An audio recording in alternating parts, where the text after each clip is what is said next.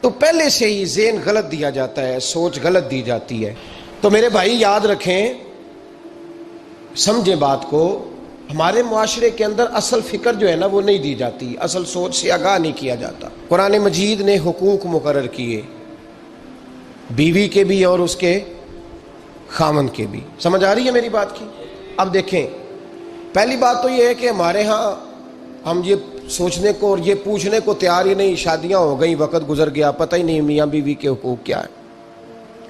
اس کے بعد اگلی بات یہ ہے کہ جس کو پتہ چل جاتا ہے نا، ایک تیسرا پہلو بھی ہے، اس کو سمجھ لیں تمہید کے طور پر بات عرض کر رہا ہوں۔ ہمارے زمانے میں لوگ حقوق دینے کے قائل نہیں، حقوق بولیے دینے کے قائل۔ آج تک سب حقوق لینے کے لیے احتجاج کرتے ہیں، اللہ کرے کو دینے کے لیے بھی احتجاج شروع کر دے۔ یہ احتجاج ہوتا ہی نہیں کہ میں نے حقوق دینے ہیں، احتجاج یہ ہے کہ میں نے حقوق۔ اچھا، اب میاں صاحب کو حدیثیں سنائی جاتی ہیں جب تو وہ گھر جا کے وہ والی حدیثیں سناتے ہیں جن میں خاوند کی شان ہوتی ہے، خاوند کی، اور بیوی نے بھی وہ کلپ نکال کے رکھا ہوتا ہے جس کے اندر سارے حقوق ہی عورتوں کے بتا دیے جاتے ہیں۔ وہ بھی اخبار کا وہ ٹکڑا سنبھال کے رکھتی ہے جس ٹکڑے پہ لکھا ہوتا ہے کہ اسلام عورت کو بڑے حقوق عطا کرتا ہے۔ تو تین باتوں کا خیال کریں۔ سب سے پہلے تو میرے بھائی اس بات کا خیال کریں کہ ہم نے حقوق سیکھنے ہیں انشاءاللہ تعالی، اور اس کے بعد دوسرا اس بات کا خیال کریں کہ حقوق سیکھ کر ان پر عمل کرنے کی کوشش کرنی ہے، اور تیسرا یہ بھی خیال فرمائیں ہمیشہ کہ مانگنے والا بھکاری ہوتا ہے، دینے والا سخی ہوتا ہے۔ تو حقوق مانگتے نہ پھریں، حقوق دینے کی کوشش کریں۔ جو حقوق دینے والے ہیں وہ سخی ہوتے ہیں۔ پتہ نہیں آپ کو سمجھ آئی ہے میرے جملے کی کہ نہیں آئی؟ حقوق دینے والے، مانگنے والے، تو بھکاری بن کے نہ پھریں کہ میرا حق مجھے دے دو، بلکہ سخی بن کے پھرو کہ میری خیر صلاح ہے، آؤ جس نے حق لینا ہے میں سب کے حقوق ادا کرنے کو تیار ہوں۔ سخی بن کے وقت گزاریں، بھکاریوں کی طرح نہیں گزاریں۔ قرآن مجید فرقان حمید نے میاں بیوی کا جو رشتہ بیان کیا ہے نا، اس رشتے کو آپ سمجھیں جو قرآن پاک نے میاں بیوی کا رشتہ بیان کیا۔ کہن لباس لکم وانتم لباس لہن، فرمایا بیویاں تمہارا لباس ہیں اور تم ان کا لباس ہو، وہ تمہارا لباس ہیں اور تم، اللہ اکبر، کیسا خوبصورت لفظ قرآن پاک نے، ہن لباس لکم وانتم لباس لہن، فرمایا وہ تمہارا لباس ہے اور تم، سمجھ آ رہی ہے نا جی بات کی، وہ تمہارا لباس ہے اور تم ان کا لباس ہو۔ تین خوبیاں تو ہر لباس میں ہوتی ہیں، تین چیزوں کے لیے لباس پہنا جاتا ہے، تین چیزیں، تین قسم کی آسائشیں لباس میں پائی جاتی ہیں، اس پر تو تمام مفسرین کا اتفاق ہے۔ سب سے پہلی چیز، لباس جو ہوتا ہے وہ بندے کو گرمی اور سردی سے بچاتا ہے۔ سخت سردی میں لباس لے لیں تو بندہ سردی سے بچ جاتا ہے۔ اس کا مطلب یہ ہوا کہ میاں بیوی ایک دوسرے کا لباس ہیں۔ اگر بیوی کی طرف کوئی تکلیف آتی ہے تو میاں اس کو بچاتا ہے، اور اگر میاں کی طرف کوئی تکلیف آتی ہے تو عورت اس کو بچاتی ہے۔ میاں بیوی ایک دوسرے کا لباس ہے۔ لباس کیا کرتا ہے؟ لباس آدمی کے عیب چھپاتا ہے، اس کے وجود پر کتنے دھبے ہیں، کتنے نشان ہیں، وہ سارے چھپا لیتا ہے لباس۔ میاں بیوی ایک دوسرے کے عیب چھپانے والے ہوتے ہیں، عیب بتانے والے، رونا رونے والے نہیں ہوتے کہ بی بی جب بھی میکے گئی اس نے جا کے رونا شروع کر دیا، اتنی میں تانگو دوسرا ہے ہی کوئی نہیں۔ اور خاوند صاحب جب بھی ملے انہوں نے ایک ہی راگ الاپنا شروع کر دیا کہ میری کیا بات تھی، مجھے میل کیا گیا ہے، میں کیا تھا، میرے ساتھ ہوا کیا ہے۔ تو لباس ہیں، ایک دوسرے کا عیب چھپائیں گے، بولیے ایک دوسرے کا عیب چھپائیں گے، ایک دوسرے کی غلطیوں کی پردہ پوشی کریں گے۔ اور تیسرا لباس کا کیا مقصد ہوتا ہے؟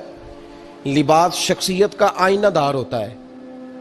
لباس آدمی کی اچھی اور خوبصورت طبیعت کا حصہ ہوتا ہے۔ جو لباس ہوتا ہے وہ انسان کو زینت بخشتا ہے، خوبصورت کر دیتا ہے۔ داڑھی والا آدمی ننگے سر پھرے تو خوبصورت نہیں لگتا، ٹوپی پہن لے تو بڑا پیارا لگتا ہے، ٹوپی پہنے تو بڑا، اور اگر امامہ باندھ لے تو نور نالا نور ہونا شروع ہو جاتا ہے۔ اللہ کرے آپ خوش ہو جائیں، آمین تو کہہ دیں، اور اللہ کرے فجر کی نماز آپ امامہ باندھ کی پڑھ لیں، آمین تو کہیں۔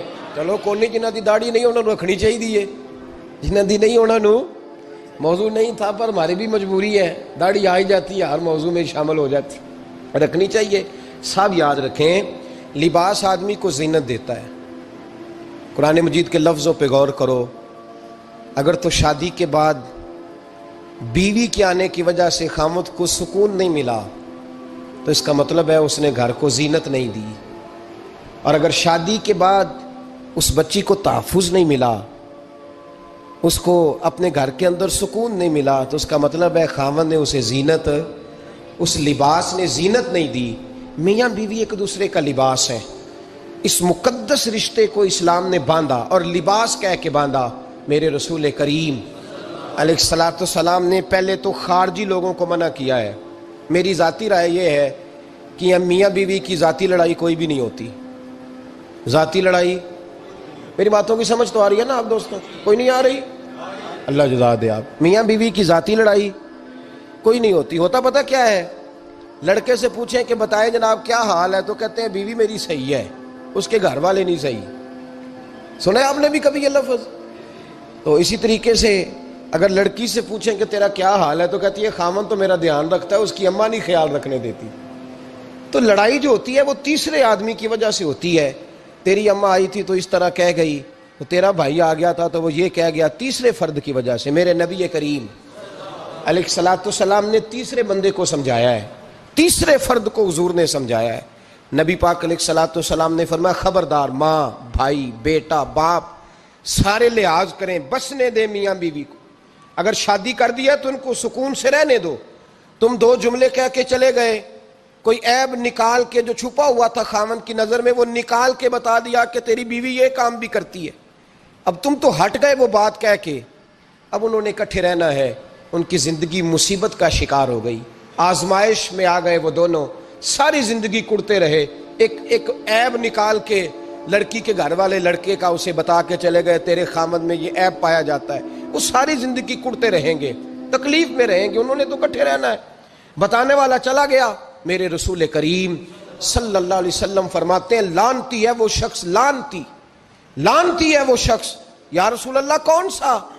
فرمایا جو بیوی کو مرد کے خلاف اکساتا ہے اور مرد کو بیوی کے خلاف اکساتا ہے، وہ لعنتی ہے، ملعون ہے، رحمت الہی سے دور ہے وہ شخص۔ انہیں قریب کرنے کی کوشش کر، تو ان کے اندر محبت پیدا کرنے کی کوشش کر۔ میرے نبی کریم علیہ الصلوۃ والسلام نے جب حضرت سیدہ فاطمہ الزہرا رضی اللہ تعالی عنہا اور جناب سیدنا علی المرتضیٰ رضی اللہ تعالیٰ عنہ کی شادی کی تو نبی پاک نے دونوں کے سر جوڑے اور دونوں کے درمیان محبت کی دعا فرمائی، دونوں کے درمیان محبت کی دعا فرمائی۔ اور نبی پاک صلی اللہ علیہ وسلم حضرت فاطمہ کے سامنے جناب علی کے فضائل بیان فرماتے، اور جناب علی آتے تو نبی پاک فرماتے فاطمہ تو میرے وجود کا حصہ ہے، وہ تو میرے جگر کا ٹکڑا ہے۔ تو ان دونوں کے درمیان الفت پیدا، یہ سب سے پہلے تو خارجی لوگ اس بات کا خیال کریں، سب سے پہلے تو خارجی لوگ خیال کریں، توجہ دیں، ان کو بکھرنے سے بچائیں۔ اب میاں بیوی بھی سمجھ لیں کہ ہماری ذمہ داریاں کیا ہیں۔ مسند امام احمد بن حنبل میں حضرت ابو درداء رضی اللہ تعالیٰ عنہ سے حدیث مروی ہے، نبی کریم صلی اللہ علیہ وسلم کی بارگاہ میں ایک خاتون نے آ کے عرض کیا یا رسول اللہ صلی اللہ علیہ وسلم مجھے بتلائیے خاوند کا حق کیا ہے۔ یہ جو حدیث سنانے لگا ہوں نا، یہ بیٹی کو سنانی ہے، جا کے یہ ٹیلی فون کر کے بہن کو سنانی ہے، صرف بیوی کو سنانے کی نہیں ہوتی یہ چیزیں۔